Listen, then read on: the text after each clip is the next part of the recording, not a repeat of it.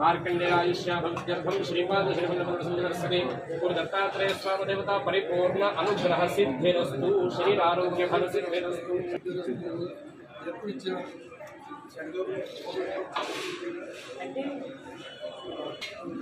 Photo తీసుకుంటాం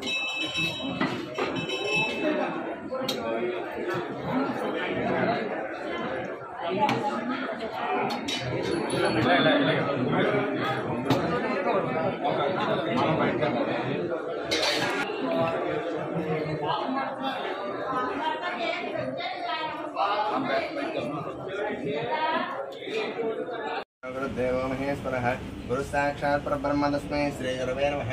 नमः शान्ताय।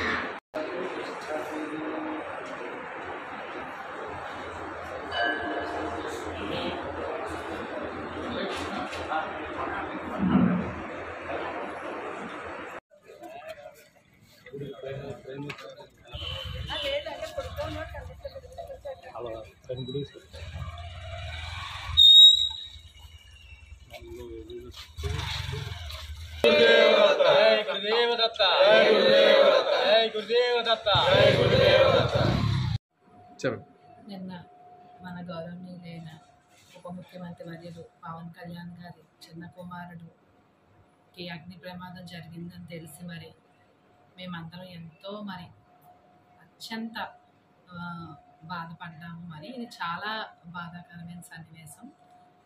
మనందరికీ తెలుసు మన సార్కి పవన్ కళ్యాణ్ గారికి ఎంతో భక్తి ఎక్కువ.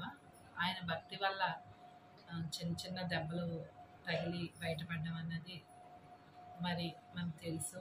అలాగే మరి మేము కూడా బాబు త్వరగా కోలుకోవాలని చెప్పేసి ఈరోజు పిఠాపురం శ్రీపాద శ్రీవల్లభ మహాసంస్థానంలో స్వామివారికి రుద్రాభిషేకము అలాగే అర్చన దత్తహోమం కూడా బాబు పేరు చేయించడం జరిగింది.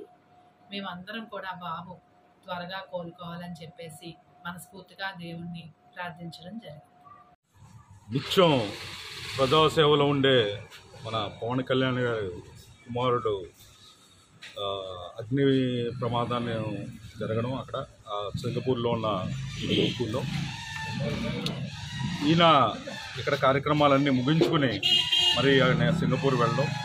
అయితే అక్కడ జరిగిన అగ్ని ప్రమాదం నుంచి ప్రాణాపాయం ఏమీ లేదు, కానీ చిన్న చిన్న గాయాలతో బయటపడడం. ఈయన గతంలో భవన నిర్మాణ కార్మికులకు చేసిన సేవలు ఇవాళ భవన నిర్మాణ కార్మికులే మళ్ళీ వాళ్ళ అబ్బాయిని కాపాడడం జరిగింది. ఇదే ఒక కర్మ సిద్ధాంతంగా అందరూ చెప్తున్నారు. అయితే ఆయన త్వరగా కోలుకోవాలని చెప్పేసి మా పిఠాపురం టౌన్ నుంచి అందరూ కూడా మన ఇక్కడ శ్రీపాద వల్లభ సంస్థానంలో పూజలు నిర్వహించడం జరిగింది. అదేవిధంగా నియోజకవర్గంలోని కానీ మిగతా చర్చిలు మసీదుల్లో కూడా పూజలు చేయడం అయితే చేస్తున్నారు. వీళ్ళు మన పవన్ కళ్యాణ్ గారి కుమారుడు మరియు మిగతా పిల్లలందరూ కూడా త్వరగా కోలుకోవాలని చెప్పేసి మేమందరం కోరుకుంటున్నాం. ఇక్కడ ప్రత్యేకమైన పూజలు అయితే చేశాము. అదేవిధంగా పవన్ కళ్యాణ్ గారికి కూడా మరింత మంచి జరగాలని చెప్పేసి మేమందరం కోరుకుంటున్నాము.